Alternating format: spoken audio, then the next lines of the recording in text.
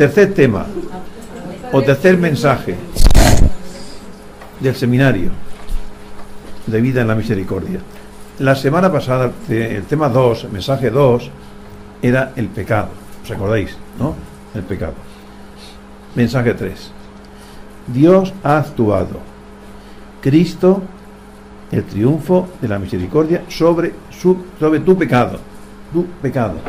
Dijimos que esto no era una charla, una conferencia, sino era una reflexión personal que vamos haciendo cada uno para intentar, pues, mejorar dentro de lo que es la misericordia divina.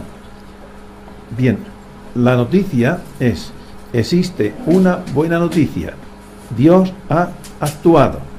Dios ha actuado. ¿Se ve así? Sí. Ya está. Déjalo así. Bueno, la gran noticia es que Dios ha actuado. Ha entregado a su Hijo a la muerte por nuestros pecados. Esta, la gran noticia, es el Evangelio. Noticia, buena noticia. Dios ha entregado a su Hijo por tu pecado y por nuestro pecado. Cuando veamos la cruz, diremos: ¿qué hace el Señor en la cruz? Pues por tu pecado y por el mío. ¿Qué hace el Señor en el sagrario? Por tu pecado. Lo que quiere reparar desde aquí, desde la tierra, lo que nosotros hacemos mal.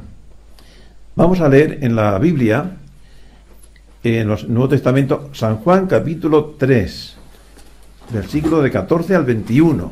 Como Moisés elevó la serpiente en el desierto, así tiene que ser elevado el Hijo del Hombre, para que todo el que crea tenga en él la vida eterna. Porque tanto amó Dios al mundo, que dio a su Hijo unigénito, para que todo el que crea en él no perezca, sino que tenga vida eterna. Porque Dios no ha enviado a su Hijo al mundo para juzgar al mundo, sino para que el mundo se salve por él. El que cree en él no es juzgado, pero el que no cree ya está juzgado, porque no ha creído no ha creído en el nombre del Hijo unigénito de Dios. Y el juicio está en que la luz vino al mundo, y los hombres amaron más las tinieblas que la luz, porque sus obras eran malas. Pues todo el que obra mal aborrece la luz y no va a la luz, para que no sean censuradas sus obras. Pero el que obra la verdad va a la luz, para que quede de manifiesto que sus obras están hechas según Dios. Bueno, este texto va a salir con frecuencia en este tema, porque es un texto clave, sobre todo el versículo siguiente: porque tanto amó Dios al mundo, el 16, que dio a su Hijo único, para que todo el que crea en él no perezca, sino que tenga vida eterna. Primero, Dios amó al mundo tanto que dio a su Hijo único. ¿Para qué? Para que todo el que crea en él, tenga fe en Jesucristo, no perezca, sino que tenga vida eterna. Porque Dios no ha enviado a su Hijo al mundo para juzgar al mundo, sino para que el mundo se salve por él, para que tenga misericordia. Y aquí está, pues, la clave de por qué Dios es misericordioso. Jesucristo es misericordioso, porque no vino a juzgar, vino a salvar, vino a perdonar. Bien, en la carta de San Pablo a los Gálatas, capítulo 4, del 4 al 5, Gálatas del 4 al 4 del 4 al 5. Mas cuando llegó la plenitud del tiempo, envió Dios a su Hijo, nacido de mujer, nacido bajo la ley, para rescatar a los que estaban bajo la ley, para que recibiéramos la adopción filial. Bueno, entonces releemos. Pero al llegar a la plenitud de los tiempos, envió Dios a su Hijo, nacido de mujer, nacido bajo la ley. ¿Para qué? Para rescatar a los que se hallaban bajo la ley y para que recibiéramos la filiación adoptiva, el ser hijo de Dios. Esta es la finalidad. El pueblo de Dios estaba bajo la ley que le oprimía, pero no le salvaba, no gozaba con la ley, simplemente cumplía la ley por miedo y en fin, por no faltar a Dios. Pero Jesucristo vino precisamente a darnos a entender que el amor es que salva, el amor, y el amor es el que da sentido a la ley. En el diario de la Divina Misericordia de Santa Faustina, el número 7, diario número 7, leemos: Desde los 7 años sentía la suprema llamada de Dios, la gracia de la vocación a la vida consagrada. A los 7 años por primera vez oí la voz de Dios en mi alma, es decir, la invitación a una vida más perfecta. Sin embargo, no siempre obedecí la voz de la gracia. No encontré a nadie que me aclarase esas cosas. Dice, sin embargo, no siempre obedecí la voz de la gracia. Aquí tenemos la debilidad humana. No siempre obedecemos la voz del Señor y la voz de la gracia. Y no encontré a nadie que me aclarase estas cosas. Ella está dando los primeros pasos en esa experiencia mística en la cual el Señor la estaba introduciendo, pero no conocía, no tenía estudio, no tenía todavía un director espiritual como era debido, etcétera. Bueno, y en el número 8, el siguiente número, leemos el 18º año. El 18º año de mi vida, insistente pedido a mis padres el permiso para entrar en un convento. Una categórica negativa de los padres.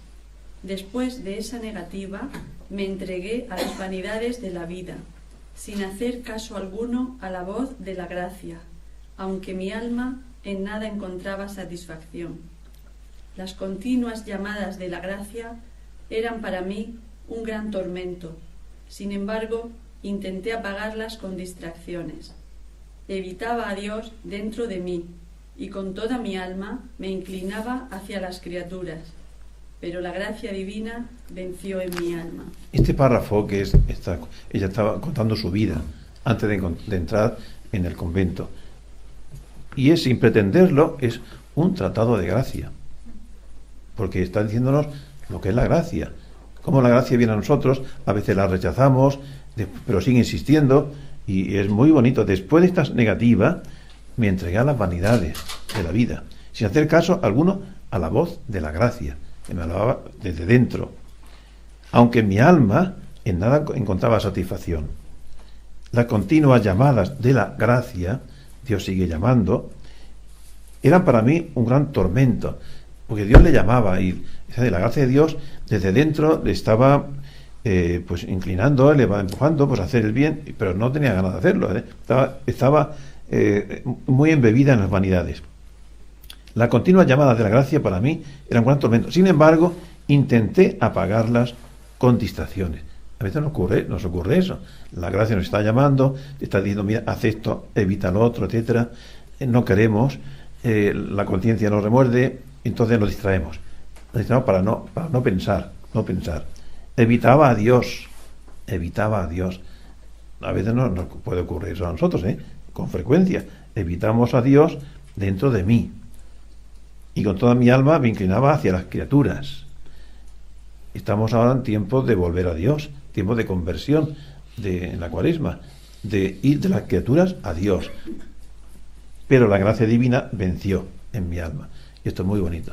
Ella nos está presentando esa lucha continua que ella tenía con la gracia, que es Dios. La gracia y la presencia de Dios en nosotros. Esa lucha del ser humano que no quiere replegarse a los dictámenes de Dios, etcétera, etcétera. Va luchando, tentaciones, hasta que al final dice, pero la gracia divina venció en mi alma. Y eso es lo bonito, lo positivo, lo grande. Bueno, entonces vemos cómo la misericordia revelada en la cruz y en la resurrección nos va inclinando cada vez más a ser fieles a la gracia, a la misericordia divina. También leemos en el diario de Santa Faustina, 1448, ya muy avanzado. Escribe de mi misericordia. Di a las almas que es en el tribunal de la misericordia donde han de buscar consuelo. Allí tienen lugar los milagros más grandes y se repiten incesantemente. Para obtener este milagro no hay que hacer una peregrinación lejana ni celebrar algunos ritos exteriores, sino que basta acercarse con fe a los pies de mi representante y confesarle con fe su miseria, y el milagro de la misericordia de Dios se manifestará en toda su plenitud. Aunque un alma fuera como un cadáver descomponiéndose, de tal manera que desde el punto de vista humano no existiera esperanza alguna de restauración y todo estuviese ya perdido. No es así para Dios. El milagro de la divina misericordia restaura a esa alma en toda su plenitud. Oh infelices que no disfrutan de este milagro de la divina misericordia, lo pedirán en vano cuando sea demasiado tarde. El milagro de la divina misericordia es un milagro. Y aquí está diciendo cómo, dice ella, le está el Señor, pues le está desde dentro de su alma infundiendo pues unos pensamientos que para nosotros son extraordinarios. Dice, bueno, no hace falta ir muy lejos, hacer una peregrinación muy lejos a muchos sitios para recibir la gracia de Dios. Basta con que vayas a un confesor, te confieses, te perdone y recibas la gracia. Eso es muy sencillo, eso está al alcance de todos. Cuando nosotros organizamos peregrinaciones, y son buenas, y hay gente que dice, ay, yo no puedo ir, no tengo dinero, no importa, ve a la parroquia de enfrente y confiésate que ya has recibido la gracia de Dios, y no hace falta pues ir muy lejos. Para obtener este milagro no hay que hacer una peregrinación lejana ni celebrar algunos ritos exteriores, sino que basta acercarse con fe a los pies de mi representante y confesarle con fe su miseria, y el milagro de la misericordia de Dios se manifestará en toda su plenitud. Cada confesión que hacemos es un milagro de la misericordia, y hay que verlo así. A veces decimos, es que no, ahora no hay milagros. Yo no veo milagros. Todos los días hay miles o millones de milagros. Cada vez que un alma se confiesa y recibe el perdón de Dios, es un milagro de la misericordia. Y pues eso, cada vez que acudimos a Jesucristo en la Eucaristía, es un milagro de la misericordia. Milagros se hacen todos los días. Y aunque un alma fuera como un cadáver descompuesto, etcétera, desde el punto de vista humano no existiría esperanza alguna de restauración y todo estuviese ya perdido. No es así para Dios. No hay nada perdido para Dios. Todos conocemos a personas que pueden ser amigos, compañeros, familiares, vecinos, que decimos, este es un caso perdido. Esto no hay manera de cogerle, ya, etcétera. Para Dios no hay nada imposible. No es así para Dios. Todo es posible para Dios. El milagro de la Divina Misericordia restaura a esa alma en toda su plenitud. Lo restaura. Y entonces, ya que estamos en el principio de la Cuaresma, tenemos que pensar que la Cuaresma es la oportunidad de dejar a Dios que haga milagros. Que haga los milagros de su misericordia. Dejar a Dios hacer lo que tenga que hacer en nuestra alma. Y hay que hacer apostolado. Y el apostolado de la Divina Misericordia es precisamente ese. Es decirle al que no lo sepa y recordárselo a los que lo saben, que Dios es misericordioso y quiere hacer un milagro en ti. Hay que decir, mira, oye, Dios quiere hacer en ti un milagro. ¿Sí? ¿Y qué? ¿Cómo es eso? Pues sí, Dios es misericordioso. Dios quiere restaurar tu vida interior. Dios quiere darte la gracia. Pero déjalo. Acércate. Ponte a tu alcance. Ponte a su alcance, etc. Bueno, pues le doy al mundo, dice el Señor, esto que hemos oído muchas veces, la última tabla de salvación, número 988 del diario. 988. Rogué, según la intención de un sacerdote, para que Dios le ayudara en ciertos asuntos. De repente vi al Señor Jesús crucificado. Jesús tenía los ojos cerrados y estaba sumergido en los tormentos. Hice una reverencia a sus 5 llagas, a cada una por separado, y pedí la bendición para él. Jesús me hizo conocer dentro de mí cuánto le era querida esa alma Sentí que de las llagas de Jesús fluyó la gracia para esa alma que estaba tendida en la cruz como Jesús. Repetimos. Rogué, porque aquí habla en el número anterior, supe de una persona de mi familia que ofendía a Dios, etc. Bueno, rogué según la intención de un sacerdote para que Dios le ayudara en ciertos asuntos. De repente vi al Señor Jesús crucificado. Jesús tenía los ojos cerrados y estaba sumergido en los tormentos. Hice una reverencia a sus 5 llagas, a cada una por separado, y pedí la bendición para él. Jesús me hizo conocer dentro de mí cuánto le era querida esa alma, y sentí que de las llagas de Jesús fluyó la gracia para esa alma que estaba tendida en la cruz como Jesús.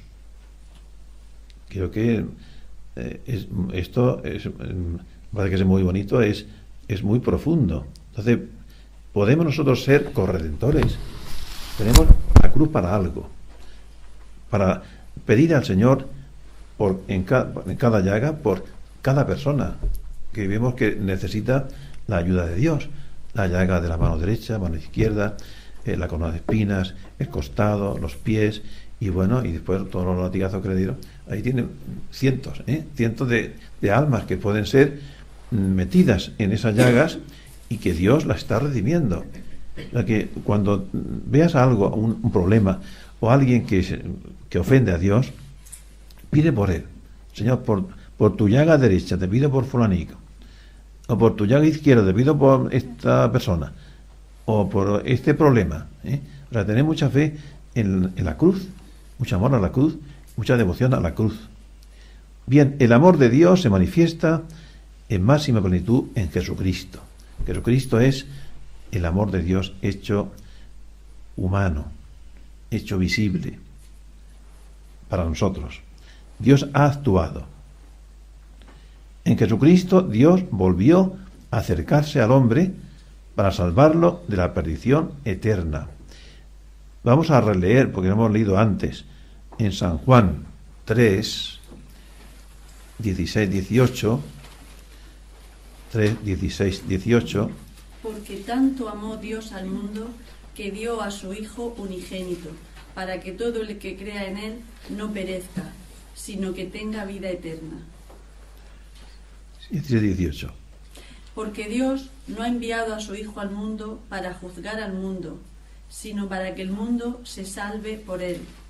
El que cree en él no es juzgado, pero el que no cree ya está juzgado, porque no ha creído en el nombre del Hijo unigénito de Dios. Bueno, lo importante es que tengamos fe, y hay que suscitar por lo menos el deseo de tener fe en las personas con quien tratamos, y decir: Señor, dale fe a tal persona, Señor, que esta persona crea en ti, porque es clave, hay que creer en Jesucristo. ¿Para qué? Para ser salvados, porque en el Señor tenemos la salvación, el que cree en él, el que cree en él. Jesús es el rostro de la misericordia. La divina misericordia se revela en la encarnación del Hijo de Dios. Cuando hemos visto en Navidad el nacimiento de Jesús y contemplamos esa ternura, esa maravilla, esa es la divina misericordia. Y cuando lo vemos en la vida pública, curando enfermos y multiplicando los panes, y etcétera, etcétera, es la divina misericordia. Es el rostro humano de la divina misericordia. La divina misericordia se revela en la encarnación del Hijo de Dios, en el más espléndido don que Dios regaló a la humanidad cautiva por el pecado. Dios regala a la humanidad a su Hijo por el pecado. Podemos leerlo en San Juan capítulo 1, versículo 14. Y el Verbo se hizo carne y habitó entre nosotros, y hemos contemplado su gloria, gloria como del unigénito del Padre, lleno de gracia y de verdad. Bueno, el Verbo se hizo hombre. Eso lo recordamos todos los días en el Ángelus. y el Señor está presente. Y cada vez que celebramos la Eucaristía, el Verbo de Dios se hace pan para que nosotros nos podamos alimentar. Eso es misericordia. El Hijo de Dios se hizo hombre, se encarnó de la Virgen María, se hizo pobre para enriquecernos con su pobreza. Era un trabajador, ganaba el pan con el sudor de su frente y después vivía de limosna. Claro, después cuando ya dejó el taller de Nazaret y se fue, ya empezó la vida pública, vivía de lo que le daban. No hacía milagros para él, no convertía las piedras en pan para... No quiso. En el desierto, en el tiempo del desierto, los 40 días, el demonio dice, di que estas piedras se conviertan en pan, y no quiso, y lo podía haber hecho, igual que multiplicó los panes y los peces, pero no quiso valer de su propio poder para evitarse un sacrificio. Entonces, que nos demos cuenta que Él nos enriquece con su pobreza. Se hizo hijo del hombre para que los hombres pudiéramos ser hijos de Dios. ¿Por qué somos hijos de Dios? Porque Él se ha hecho hijo del hombre. Es decir, ha nacido como un hombre. Un ser humano se ha hecho uno de nosotros, para que nosotros nos hagamos uno de Él y del Padre, hijo de Dios. Se hizo hombre para que los hombres se amen como hermanos, y ante todo les abrió el camino hacia su Padre. En la encíclica Rico en Misericordia, Dives in Misericordia, del Papa Juan Pablo II, en el capítulo 1, es la encíclica que él escribió para dar a entender al mundo la divina misericordia. Dice el Papa: Dios rico en misericordia, en el que Jesucristo es el que Jesucristo nos ha revelado como Padre, cabalmente su Hijo en sí mismo. Nos lo ha manifestado y nos lo ha hecho conocer. A este respecto es digno de recordar aquel momento en que Felipe, uno de los 12 apóstoles, dirigiéndose a Cristo, le dice: Señor, muéstranos al Padre y nos basta. Y Jesús le respondió: tanto tiempo ha que estoy con vosotros y no me habéis conocido. El que me ha visto a mí, ha visto al Padre. Estas palabras fueron pronunciadas en el discurso de despedida, al final de la cena pascual, a la que siguieron los acontecimientos de aquellos días santos, en que debía quedar corroborado de una vez para siempre el hecho de que Dios, que es rico en misericordia, por el gran amor con que nos amó, y estando nosotros muertos por nuestros delitos, nos dio vida por Cristo. Bueno, pues vemos cómo tanto amó Dios al mundo que entregó a su Hijo. El que me ha visto a mí, ha visto al Padre. Jesucristo es la imagen viva, humana, diríamos, del Padre Dios. Bueno, pues el momento culminante de la revelación de la misericordia fue la pasión y la cruz. Es decir, tanto amó Dios al mundo que entregó a su Hijo a la muerte. Y podemos decir, eso de la cruz nos parece un poco duro. Nos parece un poco duro eso de la cruz, ¿verdad? Pues más duro es el pecado. Tan duro es el pecado que el Padre Dios permitió que su Hijo padeciera la dureza de la cruz, de la pasión y muerte. Y eso nos debe hacer a nosotros reflexionar. Yo no puedo aumentar la pasión del Señor. Es verdad que Dios está resucitado, pero Dios es corazón, Dios es amor. Entonces, si yo no obro como es debido, estoy haciendo sufrir a Dios. Hay un libro por ahí que se llama Dios llora por el mundo, ¿no? Pues, creo que Dios llora en la tierra. Dios llora en la tierra. Se refiere a la cantidad de personas que están pasándolo mal y están sufriendo, y Dios llora en ellas. Dios sufre, porque Dios no es una piedra, Dios no es una roca, Dios es un ser vivo, es el ser, y por tanto el amor. Dios no escatimó a su propio Hijo, Dios lo hizo pecado por nosotros. En el Catecismo de la Iglesia Católica, en el punto 602. En consecuencia, San Pedro pudo formular así la fe apostólica con el designio divino de salvación. Habéis sido rescatados de la conducta necia heredada de vuestros padres, no con algo caduco, oro o plata, sino con una sangre preciosa, como de cordero, sin tacha y sin mancilla, Cristo, predestinado antes de la creación del mundo y manifestado en los últimos tiempos a causa de vosotros. Los pecados de los hombres, consecuencia del pecado original, están sancionados con la muerte. Al enviar a su propio Hijo y en la condición de esclavo, la de una humanidad caída y destinada a la muerte a causa del pecado, a quien no conoció pecado, Dios le hizo pecado por nosotros, para que viniésemos a ser justicia de Dios. Jesús no conoció la reprobación como si él mismo hubiese pecado, pero en el amor redentor que le unía siempre al Padre, nos asumió desde el alejamiento con relación a Dios por nuestro pecado, hasta el punto de poder decir en nuestro nombre en la cruz: Dios mío, ¿por qué me has abandonado? Bueno, pues esta palabra misteriosa de Jesús, Dios mío, ¿por qué me has abandonado?, pues nos hacen pensar qué importante debe ser, qué grave debe ser el pecado, que el Padre Dios permita ese abandono, esa falta de consuelo a Jesús, y permita que sufra hasta el extremo.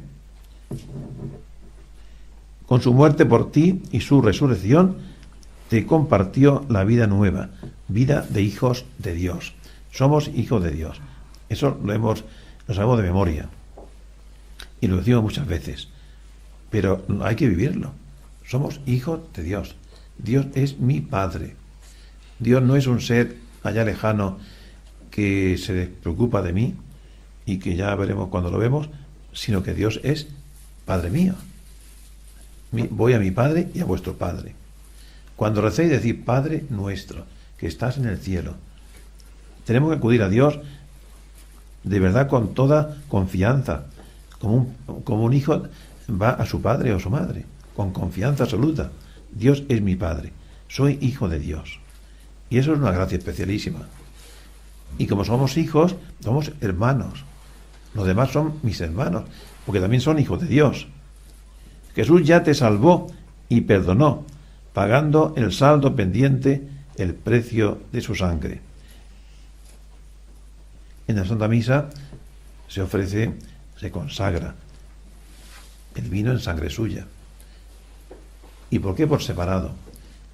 Para que nos demos cuenta de que Él derramó su sangre, esa sangre que salió del cuerpo de Cristo, para redimir al mundo. Por eso en la misa está el cuerpo de Cristo, la hostia consagrada y la sangre de Cristo, que eso es la ofrenda total. Hemos sido justificados, y justificación significa conversión. Ha sido resucitado para nuestra justificación. Justificación, que es decir que ya he adquirido ante Dios un trato justo. Los justos son los santos. Justos son los santos. Pues bien, nosotros podemos ser justos si somos santos, si intentamos por lo menos ser santos. No lo abandonó al poder de la muerte, sino que lo resucitó para una nueva vida. El crucificado vive para nosotros en Dios. El crucificado está vivo para nosotros. Dios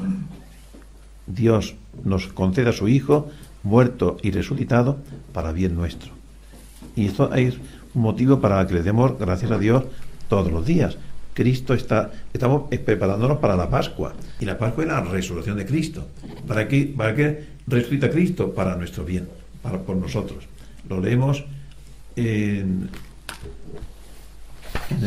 también en el Catecismo. Hay un doble aspecto del misterio pascual. Por su muerte nos libera del pecado, por su resurrección nos abre el acceso a una nueva vida. Esta es, en primer lugar, la justificación que nos devuelve a la gracia de Dios. Estamos de nuevo pensando en la gracia de Dios que hemos leído al principio.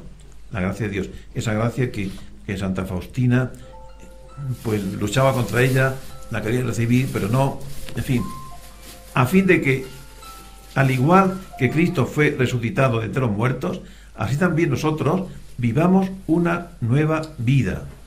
Esto lo recalca San Pablo a los romanos. Vivamos una nueva vida. Consiste en la victoria sobre la muerte y el pecado, y en la nueva participación en la gracia. Realiza la adopción filial porque los hombres se convierten en hermanos de Cristo, como Jesús mismo llama a sus discípulos después de la resurrección: id a avisar a mis hermanos. Este es lo que dice el Señor: id y avisar a mis hermanos, los hombres. Los apóstoles tienen la misión de anunciar a los hermanos, a nosotros, a todos, la buena nueva. Cristo vive. Hermanos, no por naturaleza, sino por don de la gracia, porque esta filiación adoptiva confiere una participación real en la vida del Hijo único, la que ha revelado plenamente en su resurrección. Bueno, pues, resurrección. Cristo vivo para nosotros. Y estamos regenerados en una esperanza viva mediante esa resurrección de Cristo. El poder de su resurrección. Vamos a ver el poder de su resurrección. Ya estamos en paz con Dios y es posible la felicidad. Hemos visto, Cristo muere por nosotros, Cristo nos facilita el que seamos hijos de adopción, Cristo nos da la gracia. Y ahora, vamos a ver el poder de la resurrección. Ya estamos en paz con Dios y es posible la felicidad. Gracias a la infinita misericordia de Dios, la ruinosa obra del pecado fue reparada y la humanidad renovada, redimida, unida con Dios, gozando de la vida divina ya aquí en la tierra, gracias a la resurrección. El poder de la resurrección nos ha facilitado el ser felices. Y el Señor dice: estad alegres siempre, estad contentos, os dejo mi paz, os dejo mi alegría. Gracias a esa infinita misericordia, la ruinosa obra del pecado ha sido reparada, ha sido redimida. Mi miseria no me aparta de tu misericordia. Vamos a leerlo en el diario 1406. Mi pecado, el que tengo ahora, no me aparta de la misericordia divina. 1406. A ver si alguien por ahí lea también otro. Hoy el Señor me ha dado a conocer interiormente que no me abandonará. Me ha dado a conocer su majestad y su santidad, y al mismo tiempo su amor y su misericordia hacia mí, y un más profundo conocimiento de mi miseria. Sin embargo, esta gran miseria mía no me priva de la confianza, sino al contrario, en la medida en que conozco mi miseria, fortalece mi confianza en la divina misericordia. He comprendido que todo depende del Señor. Sé que nadie me tocará ni siquiera un pelo sin su voluntad. Bueno, hoy el Señor me ha dado a conocer interiormente que no me abandonará. Y por eso el Señor dice que tenemos que tener plena confianza en Él. Jesús, confío en ti. No me va a abandonar el Señor, nunca. Me ha dado a conocer su majestad y su santidad, y al mismo tiempo su amor y su misericordia hacia mí, y un más profundo conocimiento de mi miseria. Tenemos que pedir al Señor también la gracia de conocernos, porque tenemos miseria, no para deprimirnos y entristecernos, sino para ver desde dónde tengo yo que empezar a redimir, a dejar que me redima el Señor, que me salve. ¿Cuál es la zona de mi alma que está necesitando especialmente la gracia de Dios? El defecto que tienes, aquella manía, aquella contrariedad, aquella inclinación, eso está necesitando la gracia. Está necesitando un lavado, el lavado de la gracia. Y sigue diciendo: he comprendido que todo depende del Señor. Sé que nadie me tocará ni siquiera un pelo sin su voluntad. Voluntad de Dios. Dios es el que tiene la última palabra sobre mi vida. Todo depende de Dios. Y por eso confío en Él, en su divina misericordia. Vamos a leer en 2 Corintios 6:2. 2 Corintios 6:2. Pues dice él: en el tiempo favorable te escuché, y en el día de salvación te ayudé. Mirad ahora el momento favorable, mirad ahora el día de salvación. En el tiempo favorable te escuché. Estamos en Cuaresma, tiempo favorable, un tiempo que Dios pone a nuestra disposición. Y en el día de salvación te ayudé. ¿Cuál es ese día? Todos los días puede ser el día de salvación. Mirad ahora el momento favorable. Mirad ahora el momento favorable. Mirad ahora el día de salvación. Pues es una providencial que estemos tratando este tema en el comienzo de la Cuaresma. Hoy es el día que comenzamos pues a purificar el alma. Hoy es el día en que empezamos ese camino que nos lleva a la salvación. Hoy es el día favorable. Ahora mismo es el momento.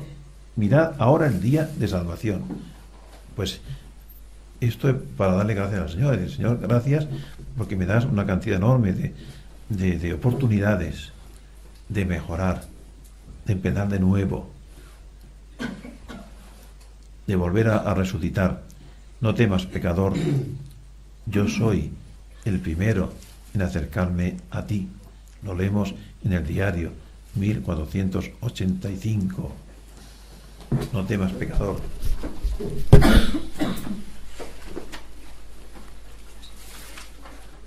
¿Lo tenéis ya? 1485. La misericordia de Dios oculto en el Santísimo Sacramento. La voz del Señor que nos habla desde el trono de la misericordia. Venid a mí todos. Diálogo de Dios misericordioso con el alma pecadora. Jesús, no tengas miedo, alma pecadora, de tu Salvador. Yo soy el primero en acercarme a ti, porque sé que por ti misma no eres capaz de ascender hacia mí. No huyas, hija, de tu Padre. Desea hablar a solas con tu Dios de la misericordia, que quiere decirte personalmente las palabras de perdón y colmarte de sus gracias. Oh, cuánto me es querida tu alma.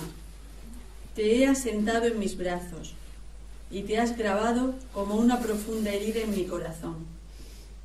El alma. Señor, oigo tu voz que me llama a abandonar el mal camino, pero no tengo ni valor ni fuerza.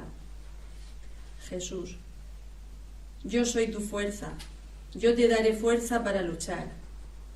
El alma. Señor, conozco tu santidad y tengo miedo de ti.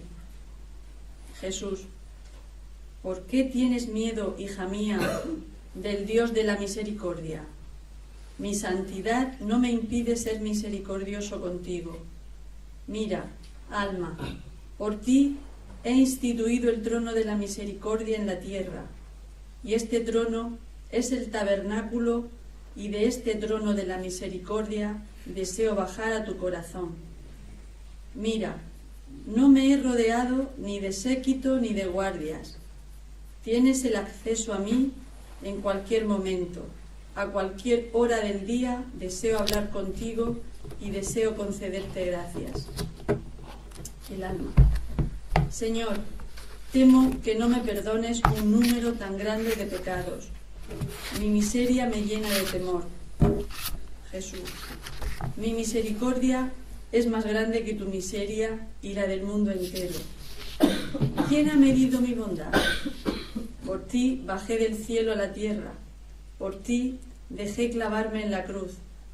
Por ti permití que mi sagrado corazón fuera abierto por una lanza y abrí la fuente de la misericordia para ti.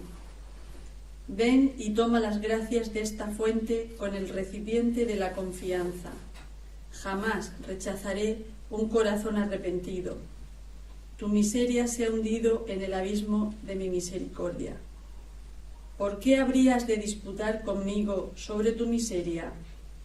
Hazme el favor, dame todas tus penas y toda tu miseria, y yo te colmaré de los tesoros de mis gracias. Bueno, continúa, es que es largo, Es largo. es muy bonito. Tomad nota, bueno, ya lo tenéis aquí, cuando de papel.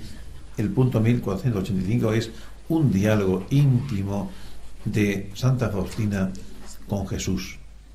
Ella hablando y él le va contestando. Y la verdad que lo que dice Jesús nos llena de paz.